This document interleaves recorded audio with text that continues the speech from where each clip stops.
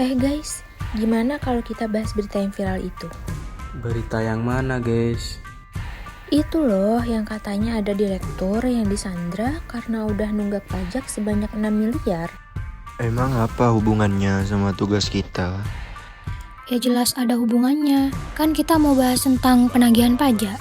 Nah iya tuh, berarti kalian belum paham ya tentang penagihan pajak? Kurang paham dikit sih. Jadi guys, penagihan itu ada dua. Pertama, penagihan pasif. Ini tuh ketika kita sadar sendiri terus bayar pajak tanpa harus diingetin.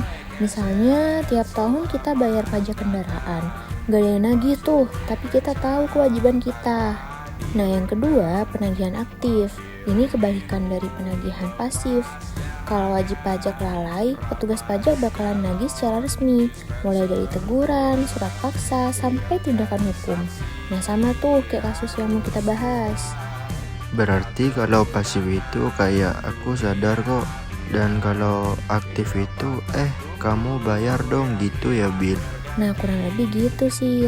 Nah, kalau udah masuk tahap aktif dan kamu masih gak bayar, negara bisa ambil tindakan serius. Pakai apa? Pakai alat-alat penagihan pajak. Seperti yang pertama yaitu surat teguran sebagai peringatan awal. Lalu yang kedua yaitu surat paksa. Kalau surat teguran gak digubris, ya naik level dong ke surat paksa ini. Setelah itu ada yang dinamakan penyanderaan, seperti yang dialami kasus itu. Biasanya sih dipakai di kasus tertentu. Dan yang terakhir, penyitaan atau lelang harta. Ini adalah alat yang dianggap paling tegas yang akan dilakukan jurusita pajak negara.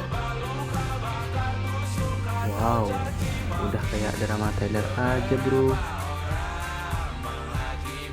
Iya, tapi semuanya itu legal, bahkan diatur jelas dalam undang-undang perpajakan. Dan jangan lupa ada sanksi administrasinya juga loh, kayak bunga, denda, bahkan pidana kalau emang pelanggarannya berat. Coba bayangin ada orang namanya Agus, dia tuh jualannya online, penghasilan gede tapi gak pernah lapor pajak. Awalnya dapat surat teguran, dianya cuek. Naik ke surat paksa, masih diam aja. Akhirnya barang tokonya yang disita. Kebayang ribetnya ya, padahal tinggal bayar dan lapor aja. Makanya guys, jangan anggap remeh pajak. Kalau bingung datang aja ke kantor pajak atau tanya online. Gratis dan dijamin dibantu kok.